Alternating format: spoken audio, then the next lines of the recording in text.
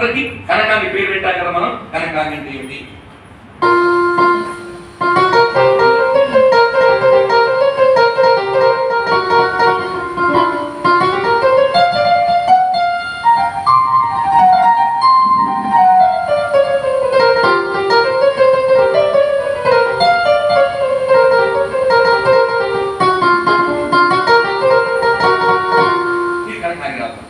నేనేం చేశానంటే ఒక 4-5 ఏళ్ళు కష్టపడి రాగాల పేర్లు ప్రపంచం మర్చిపోకూడదని చెప్పేసి ప్రభావ విభవ గుర్తొచ్చి ఈ 72 రాగాల పేరుతో ఒక మాట తీసి కీర్తన. అమ్మయ్య పిల్లలు ఆనందపడతారులే, రాగాల పేర్లు వస్తాయి. కానీ సరస్వతి అమ్మవారు రోజు తెల్లవారుజామున ఇది తప్పు తప్పు, ఇది నిజంగా జరిగింది చెప్తున్నాను మీకు.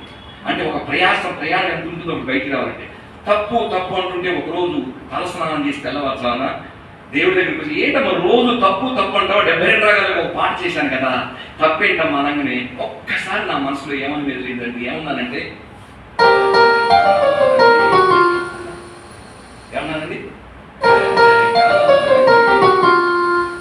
అంటే కనకాంగి రాగ స్వరాలతోటి కనకాంగిని పాడాను. అప్పటిదాకా ఏం చేశాను, 72 రాగాల పేర్లని ఒక రాగంలోనే మొత్తం కంపోజ్ చేశాను. మీకు అర్థమైందా?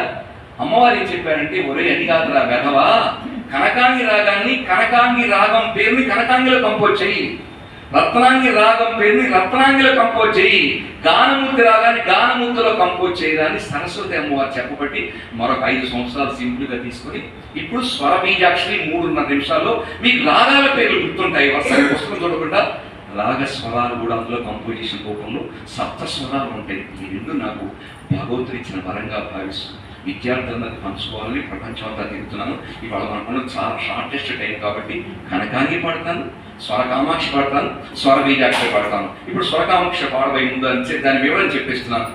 ఒక ఆవృతం ఒక రాగం వస్తుంది. 1 2 3 4 5 6 7 8 అంటే 8 అక్షరాలతోటి ఒక రాగం అయిపోతుంది. Mathematical equation. అన్ని రాగాలకి ఒక ఆవృతమే. సో లెక్కల ప్రకారంగా వస్తుంది. అయితే తిస్రం ఉంటుంది, ఖండం ఉంటుంది, మిశ్రం ఉంటుంది, అన్ని రాగాలు అన్ని తాళాలతోటి, అంటే 4 తాళాలతోటి వరుసగా, అది కూడా మీకు ఎన్నితోటి, అక్షరానికి 3 అక్షరాలు, అక్షరానికి 4, అక్షరానికి 5, వేదికి 7, ఇలా చేసుకుంటూ చేశాను. అంటే గతులు మారుతాయి కానీ జాతి గతి మారుతుంది కానీ కాల ప్రమాణం మటుకు ఆవృతంలోనే ఎండ్ అయిపోతాయి. మరి ఇప్పుడు మీరు మ్యాథమెటికల్గా చూసుకుంటే, మీరు కళ్ళు మూసుకుంటే కనకాంగి ఎంతసేపు ఉంటుందో రత్నాంగి అంతేసేపు ఉంటుంది. మొత్తం 72 ఆవృతాలతో మొత్తం అయిపోతుంది. ఇది ఎలా కంపోజ్ చేశాను?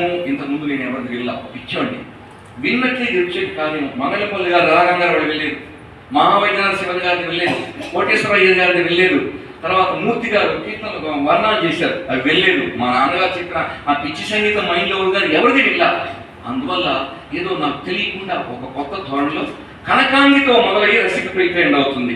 మీరు ఆవృతాలు లెక్కేసుకుంటే 8 అక్షరాలతో ఒక రాగం అవుతుంది. అంటే ఏ రాగంలో ఉన్నారో మీరు గురువును కూడా అడగట్లేదు అనమాట. మీరు ఎన్నో ఆవృతంలో ఉన్నారో చూసుకుంటే 16 ఆవృతంలో ఉంటే 16 రాగంలో ఉన్నట్టు, 24 ఆవృతంలో ఉంటే 24 సింపుల్ వచ్చింది.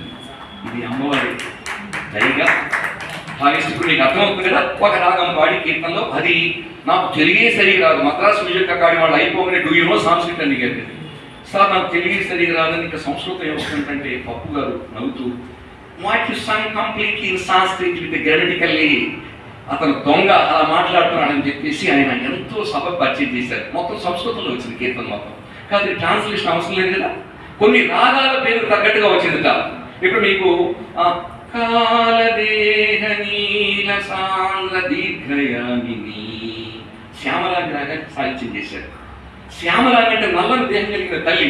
సాహిత్యం ఇచ్చిందని కాలదేహ నీల సాంద్ర దీర్ఘయామిని, నల్లని శరీరం కలిగిన తాలి అనేది ఆ రాగానికి వచ్చింది శ్యామలాంగికి. అట్లా చాలా రాగాలని అందులో వచ్చేసేక అది తాను ఎందుకంటున్నానంటే అమ్మవారి కృప తప్ప నాలాంటి వాడు చేయలేడు. ఎందుకంటే మద్రాసు వాళ్ళందరికీ ఇచ్చింది తప్పని చెప్పడానికి. పెద్ద పెద్ద మేధావులున్న క్లాసికల్కి చేసిన వాడు వీడు ఎవడో సినిమా సంగీత దర్శకుడు అని చెప్తాడు, వీడి చేయటం ఏమిటి అని కొంత ముందు కొంచెం ఇబ్బందిగా చూసి, కానీ వాళ్ళు అందరూ కూడా సాక్షాత్ ఒరే ఇది నీది కాదుగా అమ్మవారి కంపోజిషన్, నువ్వు వెళ్ళి